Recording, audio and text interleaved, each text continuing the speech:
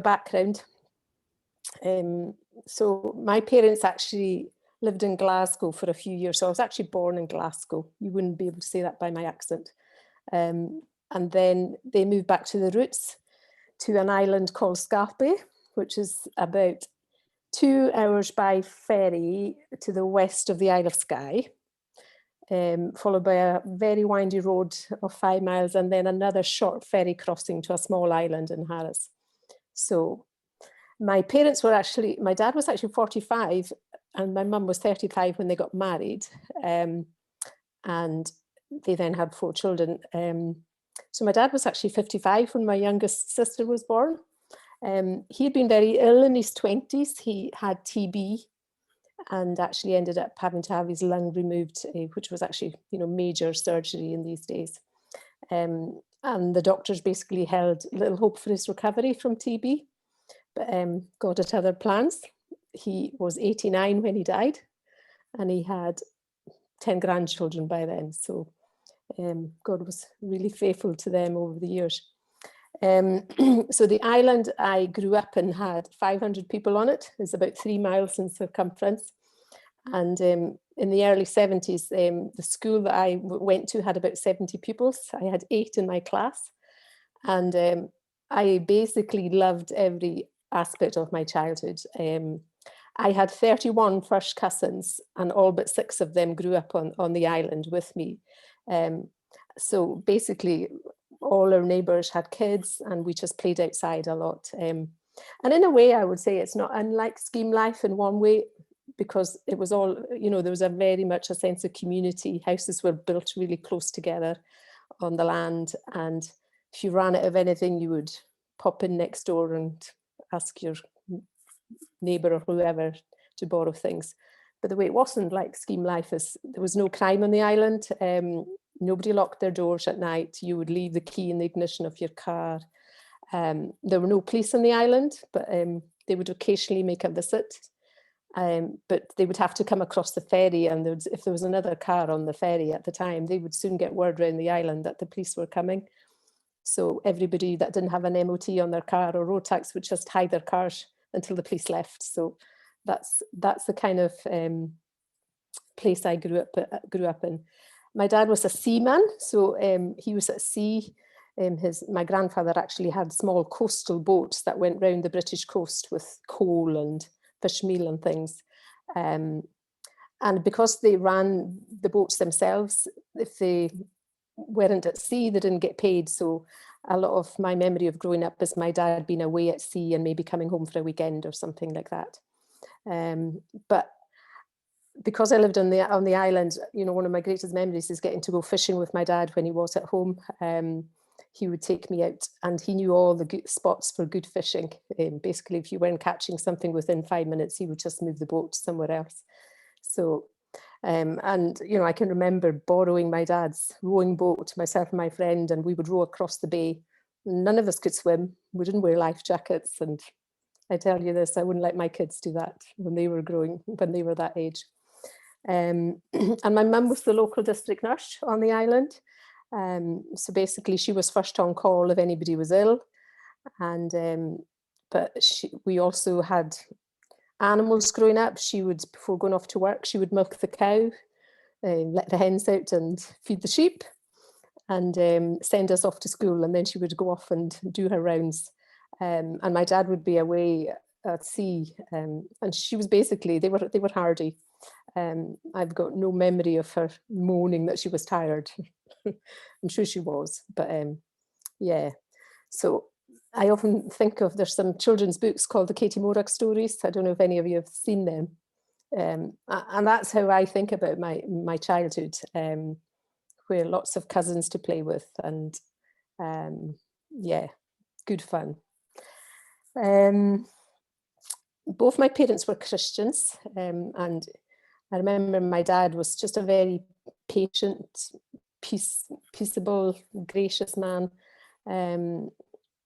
Before he died, his illness kept him in bed a lot, and he would say that he spent most of his mornings praying round every house on the island for the people that lived in it, that they would just come to know the Lord. And I have memories of him just picking up his Bible like he would a book. You know, his Bible was like always around. He'd pick it up in the afternoon or in the evenings.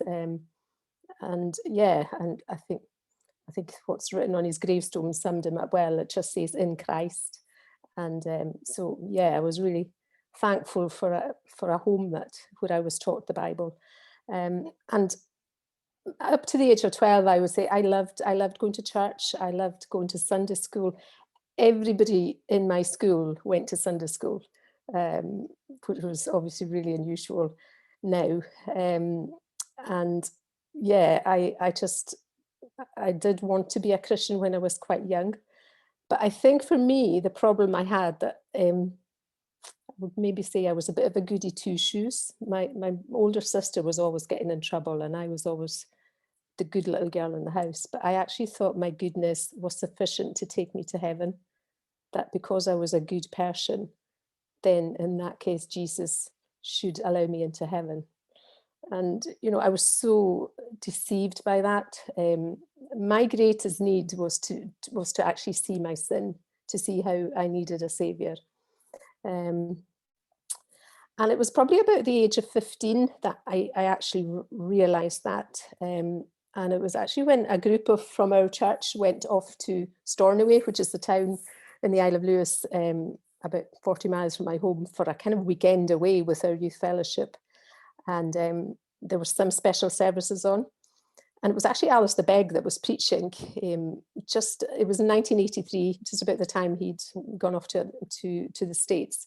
And he preached on I remember the sermon, it was in the school gym hall, and there would have been hundreds of people there. And he was preaching on new life, new lifestyle. And I remember I just wept through the preaching, because I really wanted to be a Christian. And yeah, that was the desire of my heart, but it's just, I don't know why, it wasn't happening for me. But then the following night, there was another preacher preaching from Mark's chapter 9, which is quite an unusual passage. It's verses 42 to 48, where Jesus says, you know, if your hand offends you, cut it off. Better for you to enter life maimed than to go into hell with two hands. And that night, the preacher just, you know, he preached on hell. That section is basically on, you know, what is keeping you from being a believer. And I was absolutely broken that night. I knew the fear of hell is what laterally drew me to repent of my sin and to put my trust in Jesus. So I was 15 at the time, and you know, I was so fortunate. By then I'd gone to high school, and I stayed in a hostel. So we used to go Monday to Friday to school in Stornoway, and we stayed in a hostel overnight for the week. And even in the hostel, there was a Christian youth fellowship that met every week. The Christian Union in the school had about 100 young people going to it. So I was really blessed that I had lots of young Christians my age who'd made a profession of faith. And I used to go to church camps, and yeah, that was these formative years after becoming a Christian. I would say I was so privileged that I had Christian friends, and I was able to, yeah, know people my own age who were believers. So that's the early years when I became a Christian. I then moved away to Aberdeen, so you can imagine it was a big step for a young islander hitting the big city. And I spent 3 years in college there, where I actually did a hospitality management course there. And again, you know, I loved life as a student, had a good church. And it was during that time that I would say I had a real desire to become a missionary. And it was, Andy, when you were talking about your testimony, you mentioned not C.T. Hudson Taylor, and I just loved reading his autobiography. And I remember I went to see a one-act play on the life of C.T. Studd, who was also a missionary about the time of Hudson Taylor. He was a cricketer from England. And one of the phrases that associate with C.T. Studd is, only one life, it'll soon be past, only what's done for Christ will last. And that really stuck with me. And I would say from then, I always wanted to be in some kind of ministry, whatever that would be.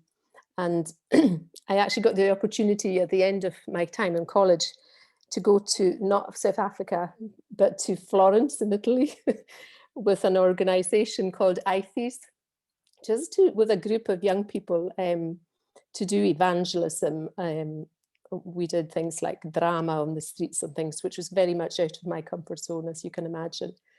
But I can remember when I was there, at that time, English wasn't so widely spoken and I didn't have any Italian. And I just remember sitting in the square one day thinking, what on earth am I doing here? God, what can how can I be a missionary here? So the following year, I ended up in a highways and byways mission in Dornoch. And I thought that was maybe more God's calling on my life.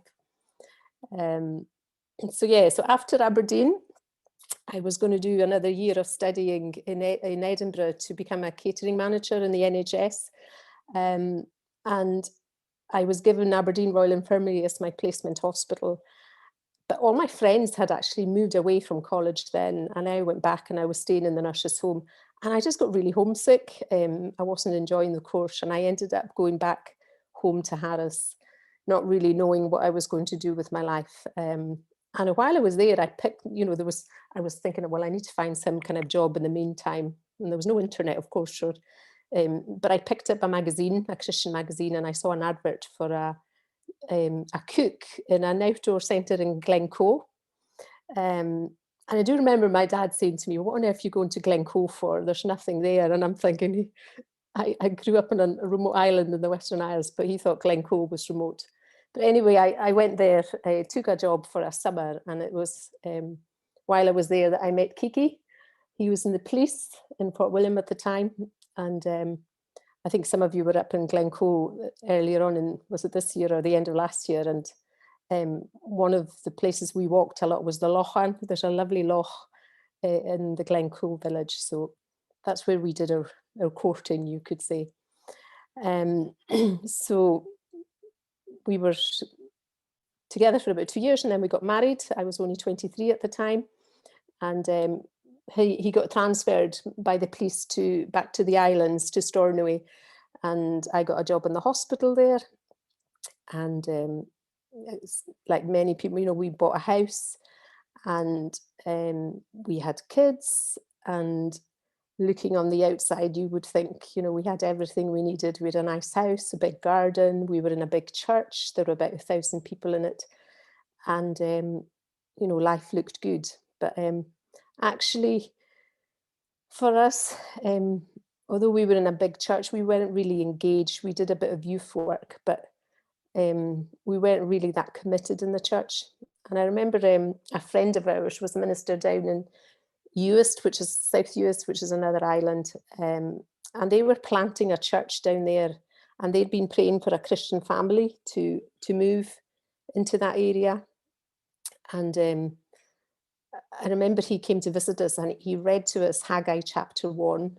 And that chapter actually has a bit in it about, it says, why do you live in your panelled houses when God's house lies in ruin? Why do you earn money only to put in pockets with holes on it? And I remember that really struck us, because that's how our life was. We had a nice house. Every month we got a salary, and it was going out in a big mortgage, and we weren't really happy. So it was after that we decided to actually move down to the area where that church was. Kiki got a transfer in the police to Benbecula. And it was during that, we were only there for 18 months. And it was during that time that Kiki felt, a desire to become a minister. So that meant he had to go back to school. He didn't have higher English, so he used to go into the local high school in his police uniform and sit in on the classes. So that's when we decided to sell it. We sold our house in Stornoway, and decided we'd have to move to Edinburgh so that he could study. And I always remember when we were talking to Mary about it, she was 5 at the time. We said we would be moving to Edinburgh, and we were likely to be going to a flat in Leith. And she'd only once been in a flat in her life, and it was my sister's flat in Ibrox in Glasgow, and it wasn't the nicest flat. So she was saying, I don't want to go and live in a flat. I want a house with chimneys. And we were saying, you're not going to get a house with chimneys in Edinburgh. So anyway, as it turned out, there was a family in the church we were part of that were moving abroad for a few years to work, and they were looking for a family to look after their house. And their house was in Morningside in Karenny Gardens, and it had 9 chimneys. So Mary got what she wished for, and we were provided with a beautiful house while we were students in Edinburgh with very, very low rent, let me tell you. And it was just confirmation for us that, you know, when you take the step of faith, that God, you know, God will take care of all your needs. And he certainly did that for us.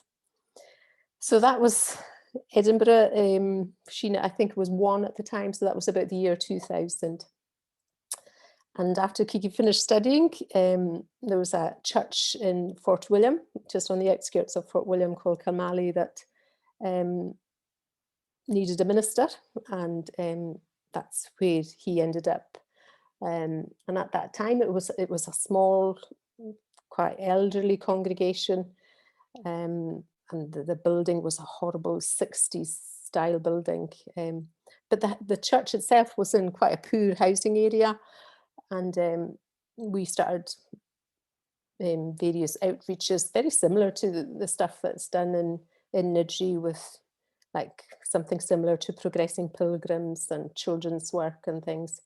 And, you know, we really saw, you know, God answer prayer, and the church grew and people were saved. And we actually built a new church building we knocked down the old building, went to the local school for a year, and built a beautiful new church on the site that looks out onto Loch Linnhe. It's absolutely, you know, I don't think there's a church in the UK that's got such a beautiful view.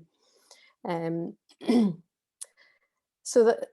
at that time, ministry was relentless. It was very different to the kind of way you do ministry here, where there's a team of people.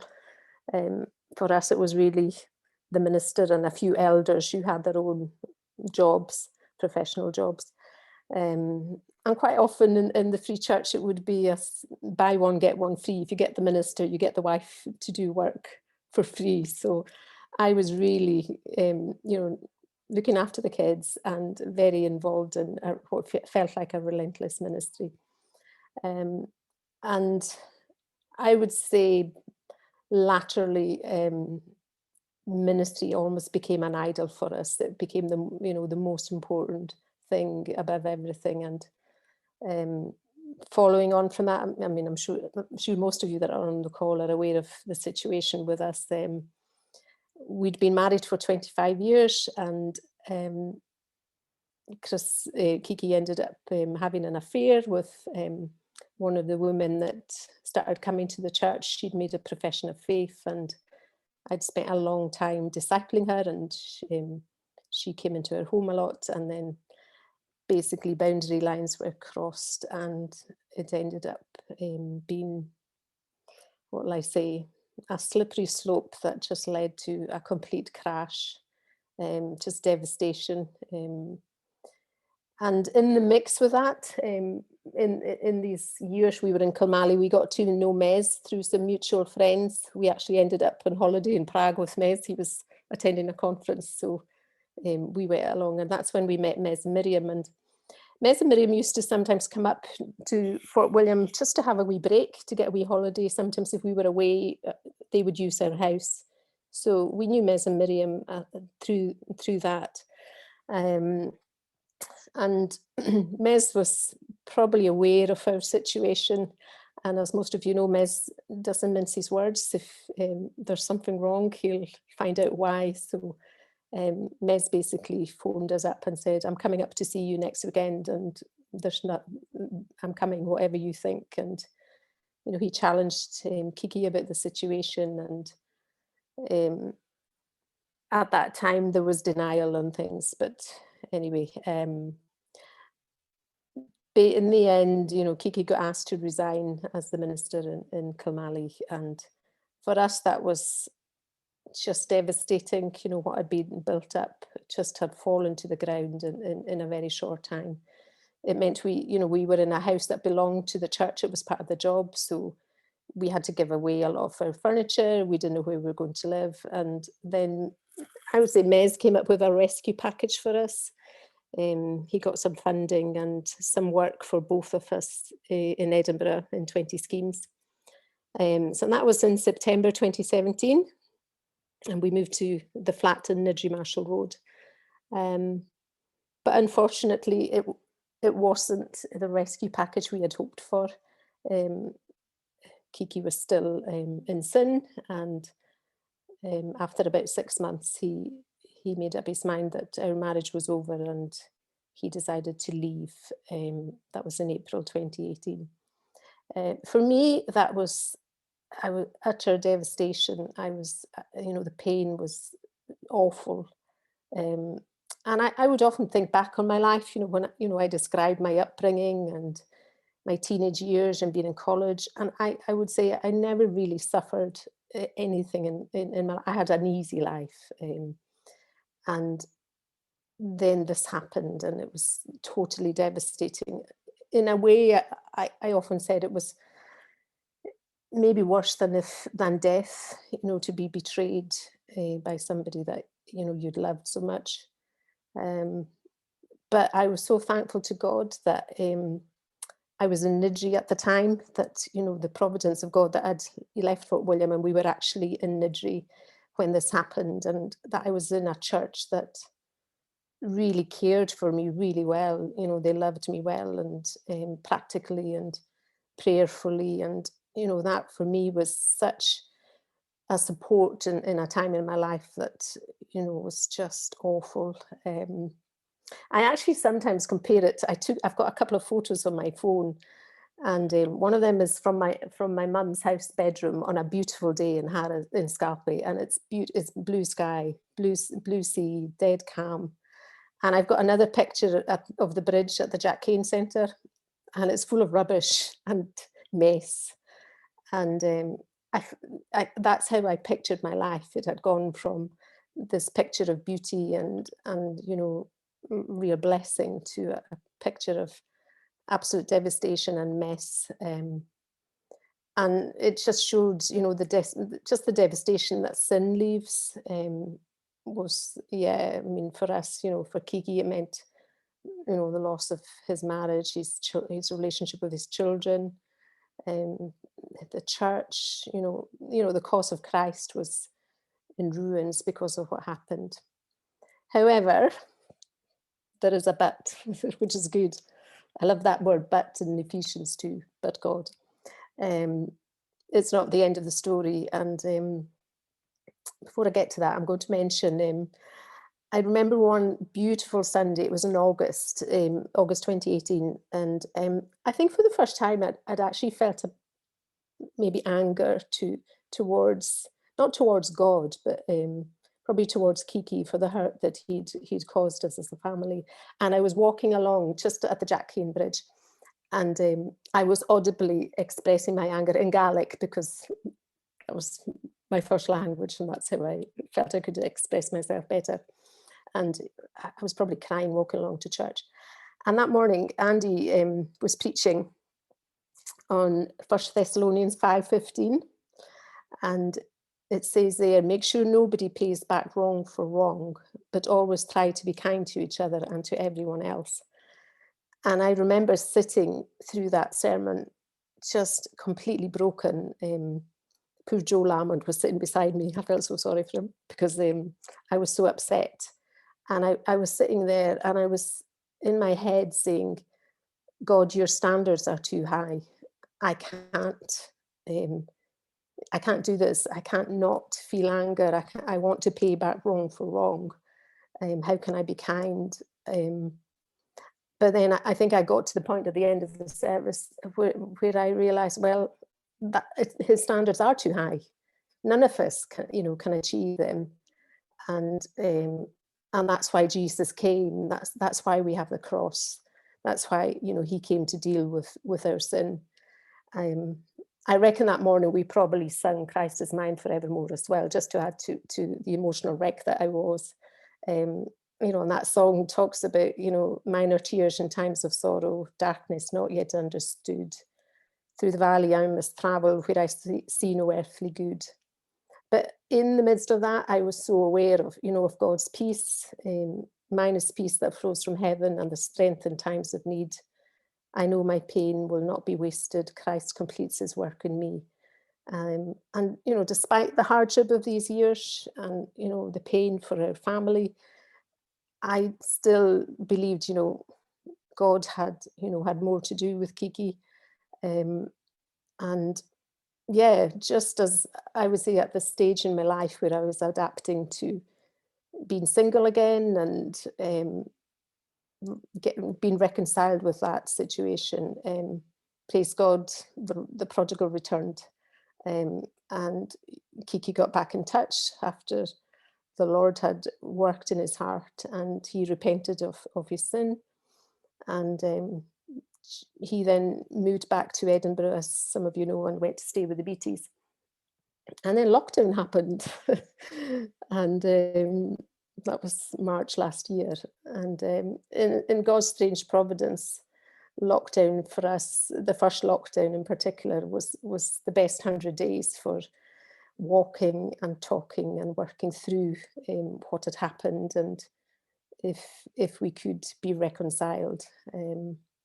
And yeah, praise God that we are where we are today, and he's provided us with a new home out in East Calder, a family that's reconciled. This Christmas, the kids came here for Christmas, and it was a really special time to see the five of us back together again. So yeah, as you can imagine, it's not been easy. Even we moved back in together in June last year, but the joys certainly outweigh the pain. And we truly believe that God is using what happened to us to actually help other people. I'm sure God will do that in the future. So yeah, that's a very quick 35 years, or no, 50 odd years, but 35 or more since I became a Christian. And I was just thinking about, when the night you gave your testimony, Andy, you were talking about maybe lessons that you've learnt from things that have happened in your life. And I was just thinking about, how that applies to me. And I think the first thing I was thinking of, when I was growing up, how I thought that, I was such a good person. And just realizing that my goodness couldn't save me. Before God, I was the same as the worst of sinners. So in God's, before God, it's a level playing field. I'm a sinner and I needed salvation. And I'm so thankful for the realization of that. And then probably maybe some of the lessons from our time in ministry, for me in particular, was that I'm not someone's savior. I invested a lot in my role, but I think probably to the detriment of my family. I think that's one lesson looking back. We didn't take time off when we should have, and rest when we should have, and ministry became an idol, and that was certainly a lesson, and maybe something you feel you'd want to warn other people in ministry of. And the other thing, as I think through the period, these dark days, I've realized as well, just that we're all capable of the most horrendous sin if it wasn't for God's grace keeping us on the road. Be careful, those who stand, lest you fall, is what comes to mind. And I'm saying that to myself, not just anyone, to Kiki or anyone. I think I realized, I'm capable of anything. And one more. I think in the last 2 years, God's word has really been so precious. Growing up, everybody went to Sunday school, everybody had to learn the Psalms off by heart, and we sung them, and we used to learn catechisms and things like that. And, at the time, I can remember, some of the words in them, I hadn't a clue what they meant. But I'm so thankful now. I can remember nights when, I couldn't sleep um, with the pain of what had happened, and, just the words of the Psalms coming to my mind in the night um, were really precious. And I see here in 20 Schemes in Niddrie the opportunity, especially the interns and new believers have to, to attend Ragged School and to learn, their theology and the Bible. And I will look back and I wish I'd had that chance, to do that. And I'm thankful to God that particularly even in lockdown, that I've had more time just to be in the Word and um, yeah, to study His Word. So I would say that's another lesson. There you go.